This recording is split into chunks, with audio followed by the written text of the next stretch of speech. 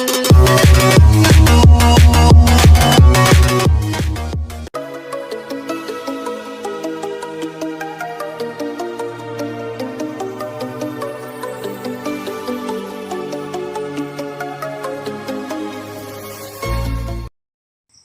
warahmatullahi wabarakatuh.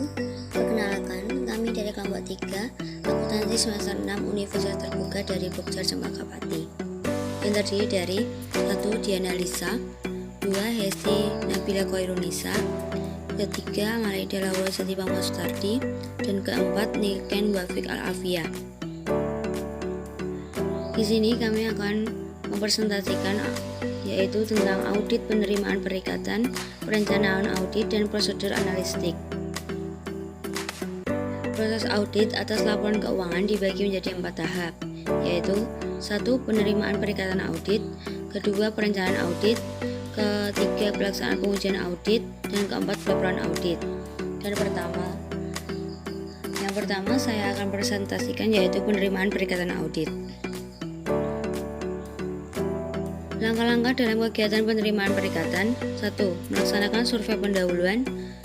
Survei pendahuluan dilakukan oleh seorang manajer, bisa dibantu dengan calon in-charge, terutama dilakukan dengan cara wawancara. Di samping itu, keterlibatan partner dalam tahap ini juga sangat diperlukan, yaitu untuk membina hubungan dengan pejabat eksekutif calon klien dan dalam usaha mengidentifikasi masalah-masalah penting sedini mungkin. 2. Melakukan komunikasi dengan auditor pendahulu. Komunikasi ini dilakukan apabila laporan keuangan klien tahun sebelum tahun yang akan diperiksa telah diaudit oleh auditor lain. Komunikasi dilakukan secara tertulis dengan mengirim surat kepada partner yang menandatangani laporan audit sebelumnya. Informasi tentang nama dan alamat auditor pendahulu telah diidentifikasi pada saat melaksanakan survei pendahuluan. 3. Memutuskan diterima atau tidaknya calon klien. Beberapa kondisi yang dapat dijadikan pertimbangan untuk tidak meneruskan atau menerima calon klien adalah: 1. Integritas manajemen calon klien diragukan. 2. KAP tidak independen terhadap calon klien. 3. Dapat atau tidaknya calon klien diaudit. Dan yang terakhir, resiko penugasan lainnya yang demikian besar dan tidak mampu dikelola oleh KAP. 4. Menyusun tim audit. Partner atau suatu komite yang ditugasi untuk membentukkan tim audit menunjuk manajer yang akan melaksanakan audit. Kemudian manajer menentukan ketua tim in charge dan asisten yang akan diterjunkan dalam penugasan. Pemilihan tim hendaknya memperhatikan faktor-faktor berikut ini juga sangat diperlukan, yaitu untuk membina hubungan dengan pejabat eksekutif calon klien dan dalam usaha mengidentifikasi masalah-masalah penting sedini mungkin. 2. Melakukan komunikasi dengan auditor pendahulu.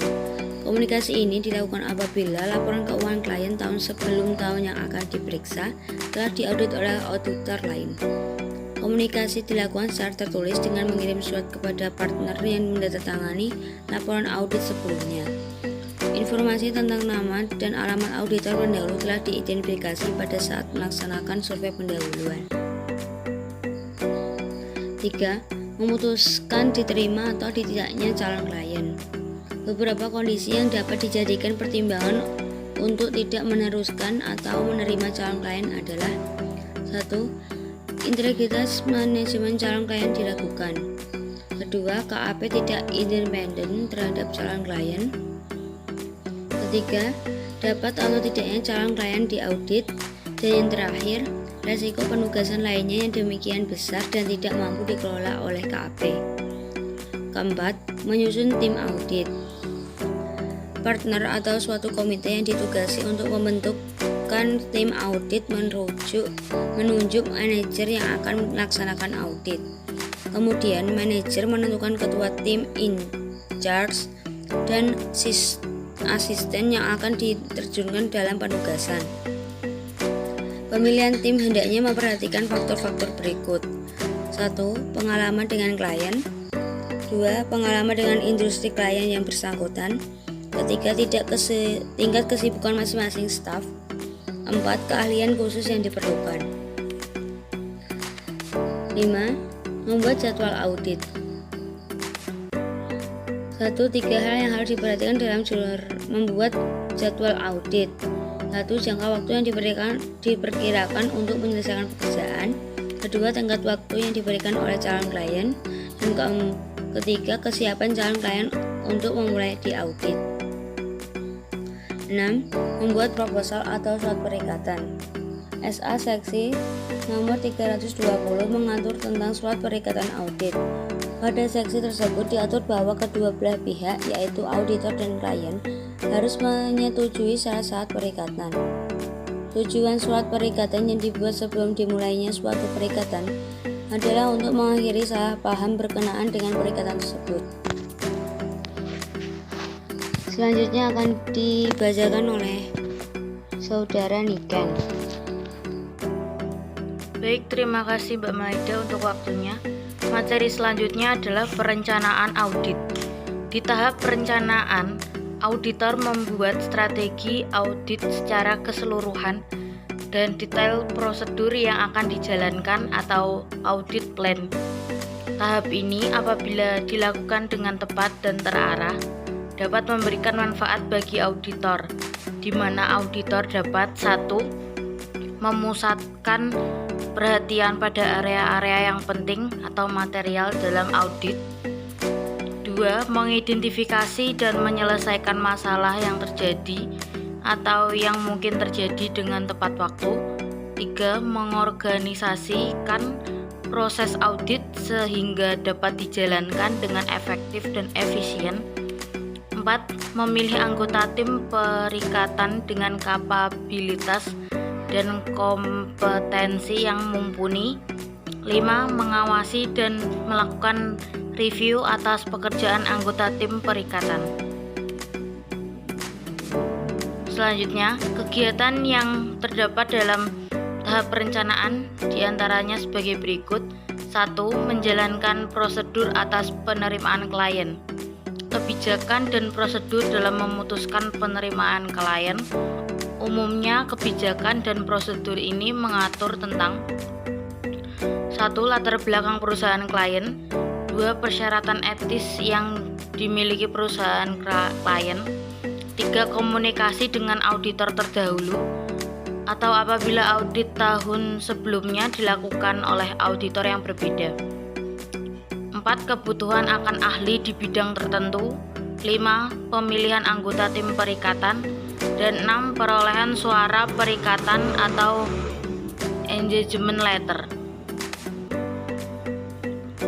2. Memperoleh pemahaman akan proses audit dengan klien, yang melibatkan pemahaman akan peran dan tanggung jawab masing-masing pihak dalam proses audit serta ketentuan-ketentuan dalam perikatan. Umumnya, elemen-elemen tersebut tercantum dalam surat perikatan atau engagement letter atau bentuk dokumentasi lainnya. 3. Mengembangkan strategi audit secara keseluruhan. Strategi audit mencakup beberapa hal berikut.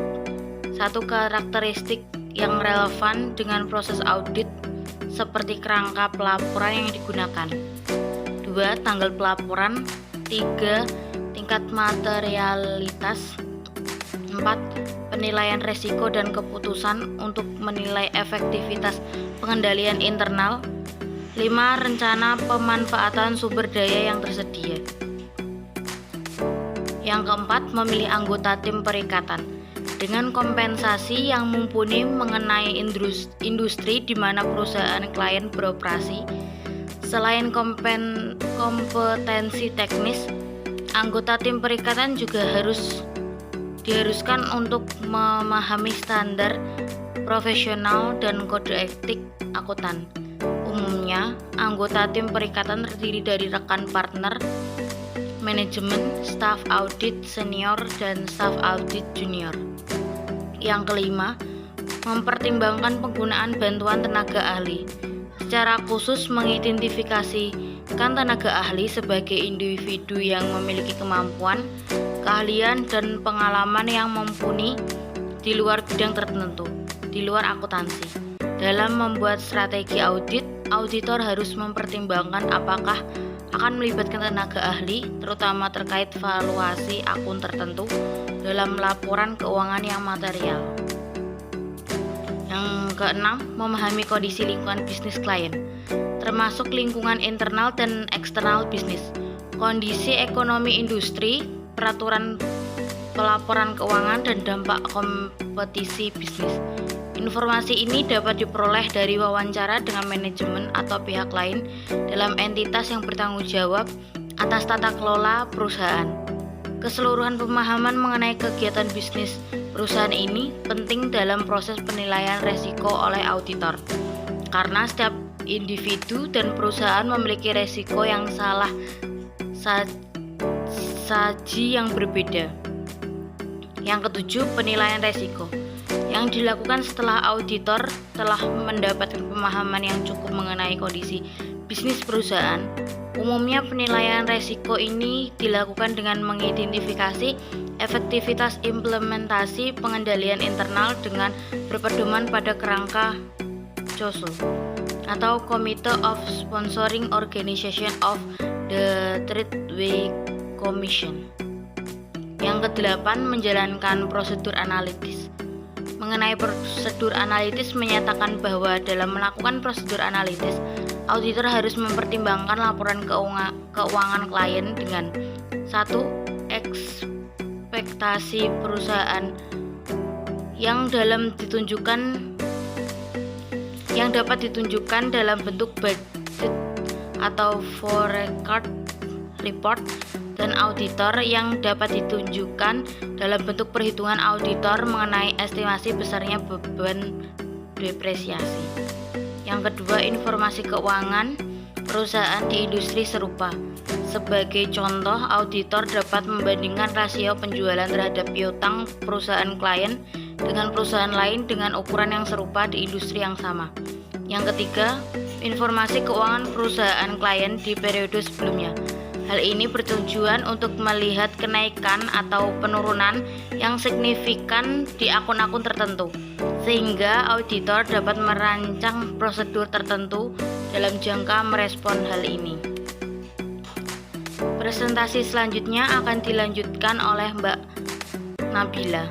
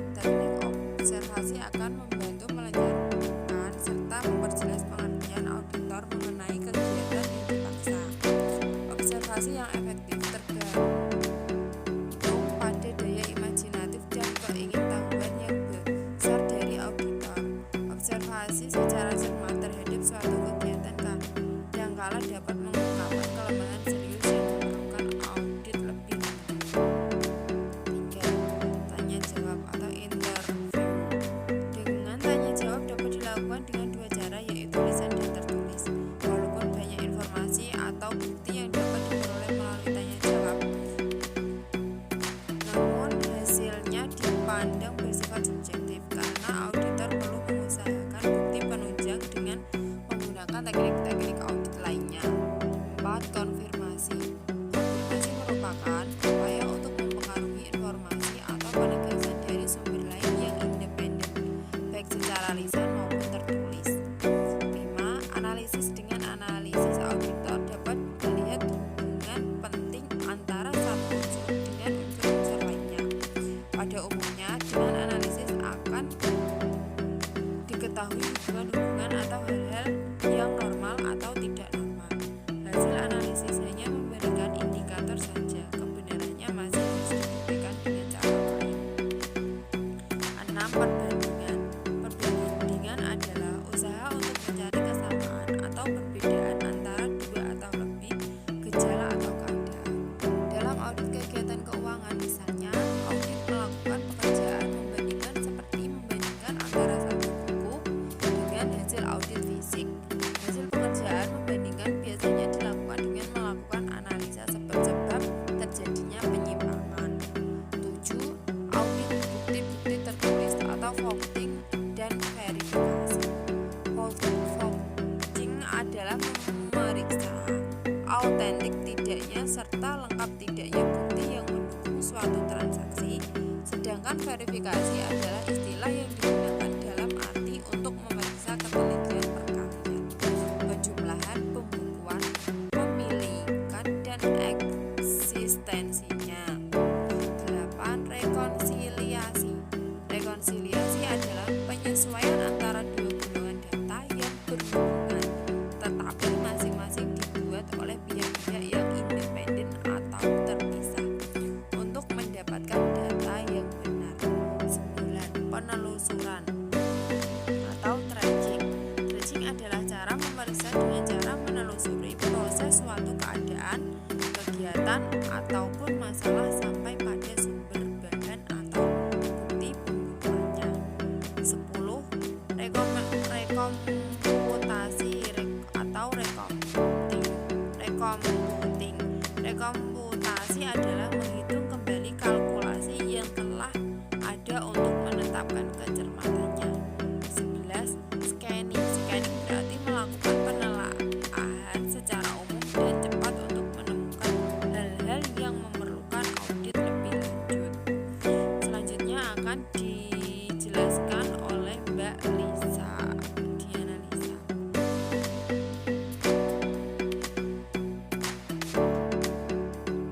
Baik, terima kasih Mbak Bila untuk waktunya.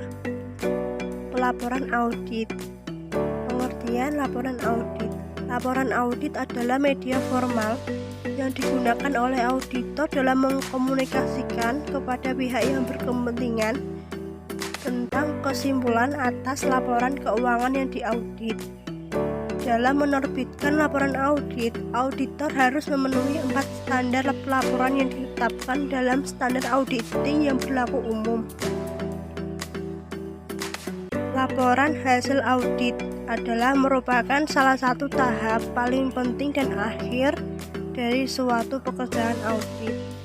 Dalam setiap tahap audit akan selalu terdapat dampak psikologis bagi auditor maupun audit. Dampak psikologis dalam tahap persiapan audit dan pelaksanaan audit dapat ditanggulangi pada waktu berlangsungnya audit. Tetapi dampak psikologis dari laporan hasil audit penanggulangannya akan lebih sulit karena waktu audit sudah selesai. Laporan merupakan salah satu bentuk komunikasi tertulis formal sehingga auditor tidak dapat mengetahui reaksi audit secara langsung. Laporan telah didistribusikan kepada berbagai pihak sehingga semakin banyak pihak yang terlibat. Karakteristik yang harus dipenuhi oleh suatu laporan hasil audit yang baik. Arti penting, tepat waktu dan kegunaan laporan, ketepatan dan kecukupan bukti pendukung, sifat meyakinkan, objektif, jelas dan sederhana, ringkas, lengkap, nada yang konstruktif. Inilah contoh kertas kerja audit pengeluaran kas. Kami telah melakukan scanning terhadap buku pengeluaran kas Januari 2020 sampai dengan Maret 2020 dan pengeluaran kas yang berkaitan dengan transaksi 2019 telah kami periksa bukti-buktinya, dan ternyata yang berkaitan dengan utang atau biaya YMH dibayar. Semua sudah dicatat dengan benar per 31 Desember 2019 oleh klien. VO, periksa bukti pengeluaran kas. V, periksa bukti pengeluaran kas TVV dan SSP. Tanggal 5 Januari 2020 dengan nomor bukti CVV 010120. Keterangan biaya transport minggu 4 Desember 2019 jumlah 1.250.000 VO. Akun debit 203, biaya YMH dibayar. Tanggal 12 Januari 2020, nomor bukti BK nomor 54555010. Keterangan PT Sarijaya, pelunasan utang pembelian bahan baku Desember 2019. Jumlah Rp7.500.000. Akun debit 201, utang usaha. Tanggal 15 Januari 2020, nomor bukti BK nomor 54555010. Keterangan kas negara, setoran PPN Desember 2019 dengan jumlah 2.300.000. Akun debit 205, utang PPH 21. Tanggal 15 Januari 2020 dengan nomor bukti BK 54550012. Keterangan kas negara, setoran PPH 21 Desember 2019. Jumlah 13.500.000. Akun debit 206, utang PPN Desember.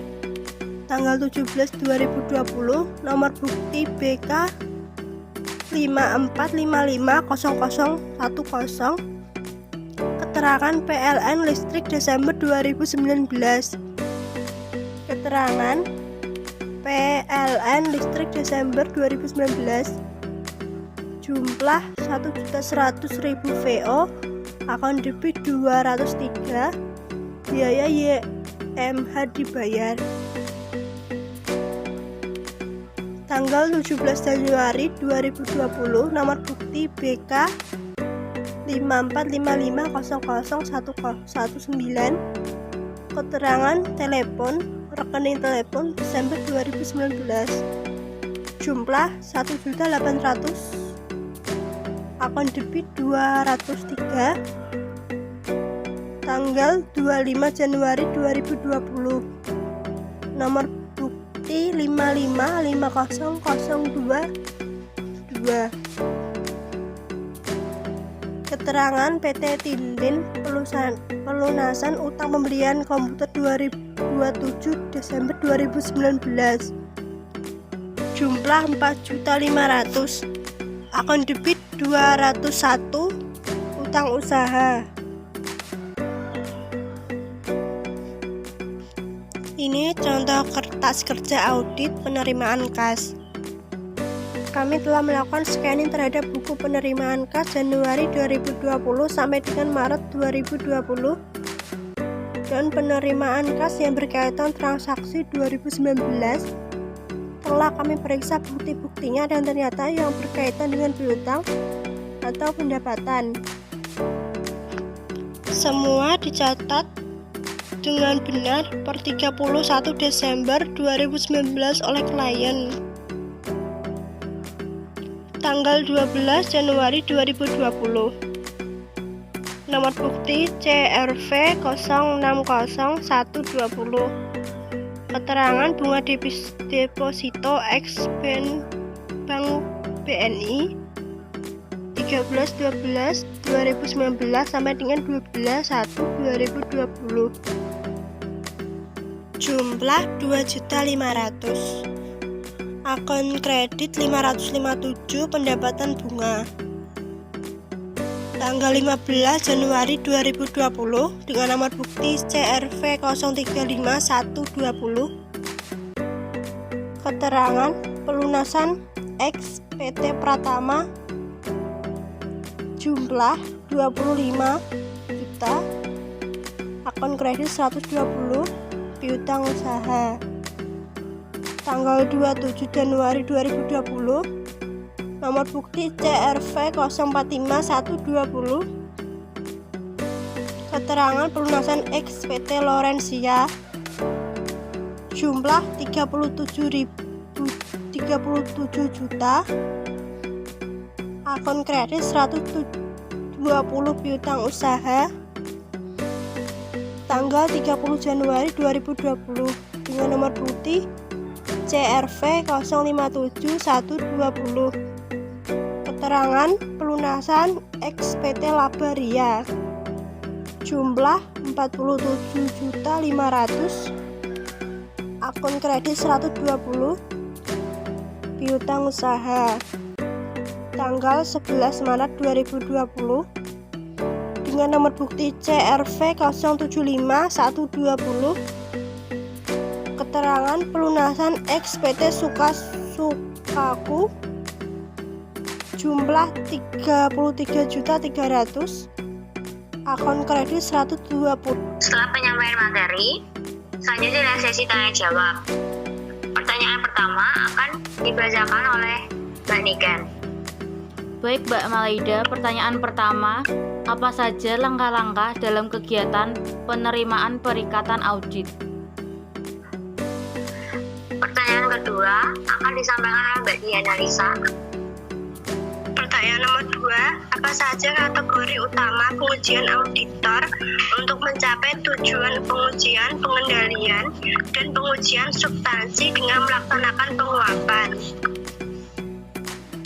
Pertanyaan ketiga akan saya sampaikan, yaitu sebutkan karakteristik yang harus dipenuhi oleh suatu laporan hasil audit yang baik. Pertanyaan keempat akan disampaikan oleh Mbak Nabila. Pertanyaan keempat, apa saja faktor-faktor dalam pemilihan tim? Setelah pertanyaan akan ada sesi jawaban. Yang jawab pertanyaan pertama akan dijawab oleh Mbak Nabila. Menjawab pertanyaan nomor 1, langkah-langkah dalam kegiatan penerimaan perikatan audit adalah: 1. Melaksanakan survei pendahuluan. 2. Melakukan komunikasi dengan auditor pendahulu. 3. Memutuskan diterima atau tidaknya calon klien. 4. Menyusun audit atau tentatif. 5. Membuat audit tentatif. 6. Membuat proposal atau surat perubahan. Pertanyaan kedua akan saya jawab, yaitu dari pertanyaan Mbak Diana Lisa. Apa saja kategori utama pengujian auditor untuk mencapai tujuan pengujian, pengendalian, dan pengujian substansi dengan melaksanakan penguapan? Yaitu 1. Pengujian analitis. 2. Observasi dan tanya jawab. 3. Pengujian transaksi. Dan yang terakhir pengujian saldo. Pertanyaan ketiga akan dijawab oleh Mbak Niken. Terima kasih Mbak Malaida. Saya akan menjawab pertanyaan dari Mbak Malaida, yaitu sebutkan karakteristik yang harus dipenuhi oleh suatu laporan hasil audit yang baik. 1. Arti penting. 2. Tepat waktu dan kegunaan laporan. 3. Ketepatan dan kecukupan bukti pendukung. 4. Sifat meyakinkan. 5. Objektif. 6. Jelas dan sederhana. 7. Ringkas. 8. Lengkap. Dan yang ke-9 nada yang konstruktif. Dan terakhir pertanyaan dari Mbak Nabila akan dijawab oleh Mbak Diana Lisa. Baik Mbak Malaida, saya akan menjawab pertanyaan nomor 4 dari Mbak Bila. Apa saja faktor-faktor dalam pemilihan tim? Yang pertama, pengalaman dengan klien. Kedua, pengalaman dengan industri klien yang bersangkutan. Ketiga, tingkat kesibukan masing-masing staf. Keempat, keahlian khusus yang diperlukan. Sekian presentasi dari kelompok 3.